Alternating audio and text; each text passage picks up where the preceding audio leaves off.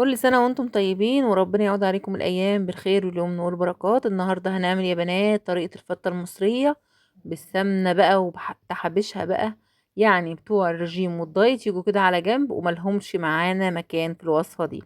يلا بينا كده نسمي الله ونصلي على الرسول. اللهم صلي وسلم وبارك على حبيبي وشفيعي رسول الله محمد.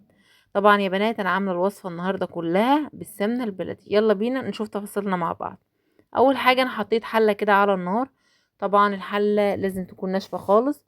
بعد كده هنزل كده بمعلقتين من السمنه البلدي زي ما انتم شايفين.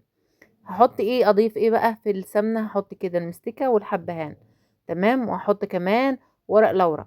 تمام، يبقى كده معانا 3 حاجات. بعد كده هنزل بايه؟ هنزل باللحمه بتاعتي اللي انا غسلاها كويس قوي ومصفياها ومخليها زي الفل. هنزل بيها، واهم حاجة نزلت كده بالماسورة. وكمان معايا كام حتة كده من العظم، هي بيبقى اسمها القراقيش، بتتباع عند الجزار. تمام، دي اللي هتخلي الشوربة بتاعتنا بيضة شمعة كده منورة، وهتخليها كمان شوربة تقيلة وطعمها حلو. بضيف هنا بس شوية من الفلفل الأسمر، حاجة صغيرة جدا بسيطة خالص، وبضيف الملح بتاعي. وبنزل كده بالمية اللي بتغلي. حلو الكلام كده، حلو قوي. هسيب الكلام ده كله كده على النار يغلي مع بعضه. ودلوقتي تعالى اوريكم هنعمل ايه مع بعض، واوريكم حاجة حلوة قوي. ده يا بنات الرقاق اللي انا بشتغل بيه. الرقاق ده رقاق مصانع، اسمه جانو. الرقاق ده تحفة يا بنات، بجد بجد بجد خطير. ليه بقى؟ الرقاق ده بتبص تلاقي الرقاق ده رقيق قوي، ومفيش فيه، مش زي الرقاق البلدي، يعني مش زي الرقاق اللي بنجيبه من عند المخابز. لا، الرقاق ده رقاق حلو قوي. بتلاقي الطرف زي الوسط، كله واحد، مستوى واحد. مفيش حته تخينه وحته رفيعه. لا، ورقاق جميل قوي. بفتح عليه الشوايه بعد ما بدهن جنب واحد بالسمنه البلدي كده. بفتح عليه الشوايه جنب واحد، وبعد كده بتبص تلاقي الجنب التاني كمان اتحمر. تمام. طبعا تبع ما شلته وحطيته في حتت فيه اتكسرت، يعني تبع ما انا شارياه وجايباه. هنا الشوربة بتاعتي او اللحمة بتكمل سوا. ووريكم شكل الرقاق لما خرج من الفرن شكله عامل ازاي. هنا بقى هعمل صينية بطاطس كده صغيرة، لان احنا بنحبش خضار كتير مع الفتة. تمام، وطريقتها سهلة برضو وبسيطة. حبيت برضو ان انا اوريكم طريقتها. بقطع كده بصلاية شرايح كده، وبحمرها في شوية زيت صغيرين. تمام، وبعد ما كده لونها بيبتدي ان هو يتغير معايا بس مش كتير قوي، بقى ابتدي احط عليها شوية من الثوم. طبعا يا بنات الوصفة بتاعت النهاردة ما فيهاش رجيم ولا فيها دايت خالص. كله كده يركن على جنب، بتوع الرجيم والدايت كلهم يركنوا على جنب، عشان احنا عاملين فتة. ولسه هعمل وصفات كتيرة ان شاء الله بمناسبة العيد. طبعا نزلت كده بالثوم اللي انا كنت مفرزاه قبل كده، وهو ده الثوم بتاعنا. تمام، هبتدي كده ادوره كده في البصلة بتاعتنا. وهنا نزلت برضو بكيس من الصلصة دي يا بنات انا كنت مفرزاها في الفريزر. هحط شوية من الشطة وشوية فلفل اسمر، وشوية كده من ال7 بهارات والملح بتاعنا.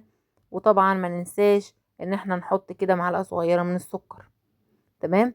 هغطي بقى الكلام ده كله واسيب ده كله يتسبك مع بعضه. ونزلت كده بربع كوباية من المية. هنا بقى انا عملت تسبيكة الفتة، بس طبعا للأسف الفيديو بتاعها كانت مسح. هي عبارة عن توم. بحمر التوم بمعلقة سمنة، وبنزل عليها بالصلصة، وبحط لها شوية من الملح والفلفل الأسمر والشطة، وشوية من السكر بس. تمام، اللي هي تسبيكة الفتة. دلوقتي هعمل تدويرة الخل أو طشة الخل بتاعة الفتة. هنزل كده بمعلقتين كبار كده من التوم. التوم ده انا مفرزاه يا بنات، كان توم بشطيطه، شطيطه خضراء، وبفرزه كده في الفريزر وباخد منه بالمعلقه. اول كده ما اللون بتاعها يبتدي يصفر كده، بنزل بالخل بتاعي بالشكل اللي انتوا شايفينه ده. هنا يا بنات الصلصه بتاعتي كانت اتسبكت اهي. هنزل بقى دلوقتي بالبطاطس بتاعتي، احطها في قلب الصلصه بتاعتي واسيبها تكمل سواها على الاخر. هوريكم دلوقتي كده، ده اوريكم تسبيكة الفتة، واوريكم الطشة بتاعة الخل انا صفيت عليها. واللحمة هنا بتاعتنا بتستوي، والبطاطس بنزلها كده في التسبيكة بتاعتها وبسيبها تكمل سواها خالص. تمام. اللهم صل على سيدنا محمد وباركنا فيه. انا بحط البهارات بتاعتي عبارة عن ملح، فلفل اسمر، شطة، 7 بهارات، مش اكتر من كده خالص يا بنات. دي البهارات اللي بنشتغل بيها النهاردة في كله. تمام. دلوقتي هنعمل شوية رز بقى كده بالشعرية لزوم الفتة بتاعتنا. حطينا الحلة بتاعتنا على النار وهننزل كده بشوية من الزيت. طبعا يا بنات بعد الحلل الألمونيا في الطبخ مفيش حلل بصراحة، يعني انا جربت كتير مفيش انواع حلل حلوة زي الحلل الألمونيا. زي ما انتوا شايفين نزلت كده بالزيت بتاعي، وكنت طبعا بغسل الرز بتاعنا.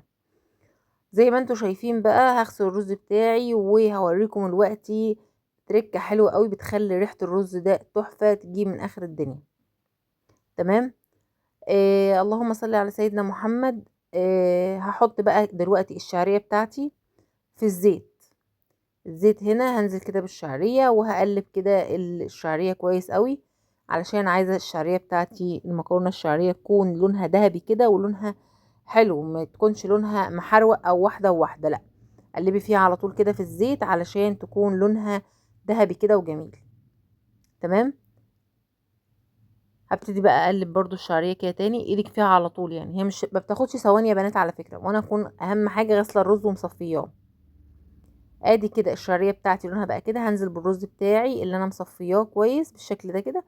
هنا بقى دي التركه يا بنات، اهم حاجه اما تنزلي الرز في الشعريه تديه تشويحه بقى تمام في الزيت، تشوحيه تمام. عايزه تحطي نص زيت ونص سمنه مفيش مشكله، يعني عايزه تعملي الرز بنص زيت ونص سمنه مفيش مشكله، برضو بيعلي التيست قوي. عايزه تعملي كله بسمنه برضو كويس، بس في الشتاء ما بيكونش احسن حاجه، لان السمنه بتخلي الرز اول ما بيبرد بيبقى طعمه مش لطيف، وبيبقى كله جامد في بعضه كده من السمنه. ده الرقاق بقى بعد ما اتحمر حطيته كده في الصينيه يبرد خالص، ودلوقتي ببتدي ان انا اكسره بالشكل اللي انتوا شايفينه. شايفين ما شاء الله اللهم بارك زي الفل ازاي. هنا بقى الشوربة بتاعتنا، شايفين الشوربة بيضة فلة. هطلع بقى اللحمة علشان انا عايزة طبعا احمر اللحمة. هحمر اللحمة برضو يا بنات في سمنة، بس هضيف لها شوية زيت. علشان كده انا قلت النهاردة بتوع الرجيم والدايت يجوا على جنب يركنوا على جنب، احنا وصفتنا النهاردة يا بنات بلدي، يعني بصوا ما فيهاش اي افتكاسات، احنا بنعملها بالطريقة المصرية، ودي الفتة بقى لكل الناس اللي بتشوفنا، دي طريقة الفتة يا بنات. حط شوية زيت، وهحط طبعا معلقة كده من السمنة، وهنزل بقى هنا بايه باللحمه بتاعتي اول ما تسخن. خلي بالكم من حاجه مهمه جدا، ان اللحمه يعني اول ما تحطيها في الزيت والسمنه تقلبيها على طول، يعني تسيبيها شويه صغيرين وتقلبيها، مش تسيبيها تقولي لا لسه ما اتحمرش، لا هتنشف معاكي وتعصعص. لازم اللحمه اول ما تحطيها تبتدي ان انت تقلبيها الجنب التاني، علشان تبتدي لونها كده يكون جميل كده وتكون طريه، تكون يعني ناشفه من بره ومن جوه كده تكون طريه، تكون حلوه. تمام. زي ما انتوا هتشوفوا كده اول ما بتطلع معايا اللحمه انا بقوم رشه عليها رشه بسيطه قوي من الفلفل الاسمر. شايفين هنا اللحمه عامله ازاي، لونها ازاي، لونها جميل، وهتلاقوها كده محتفظه بنفسها وبطعمها من بره مقرمشه ومن جوه طريه. هطلعها بص ما بتاخدش ثواني يعني. وهبتدي بعد كده يا بنات زي ما انتوا هتشوفوا كده معايا نجهز بقى الطبق بتاعنا اللي هنعمل فيه الفتة، زي ما انتوا هتشوفوا دلوقتي. هولع بقى على الشوربه بتاعتي ان هي تسخن، اهم حاجه الشوربه تكون سخنه. هحط كده الرقاق بتاعي في السرفيس بالشكل ده كده. تمام. وهنزل بقى عليه بالشوربه السخنه. شوربه اهم حاجه الشوربه تكون سخنه ما تكونش بارده، وهسيبه دقيقتين يا دوبك دقيقتين كده. وهنزل كمان هنا بشويه من الخل، من الخل اللي احنا عملناه، اللي هي طشه الخل، شويه صغيره كده هرشهم على الرقاق داير ما يدور. هنا بعد بقى ما الرقاق قعد مفيش دقايق، بصوا إيه فرد ازاي. هجيب بقى الرز بقى وافرد الرز كده ابو شعريه عليه بالشكل اللي انتوا شايفينه ده كده. تمام. وبعد كده بقى هكمل بقيه الفيديو بتاعي، وهحط بقى ايه، هنحط التسبيكه بتاعتنا بالشكل ده كده، الصلصه اللي احنا عملناها. وبعد كده يا بنات هترصي اللحمه رصه شكلها يكون حلو برضو بالشكل اللي انتوا شايفينه ده كده. تمام.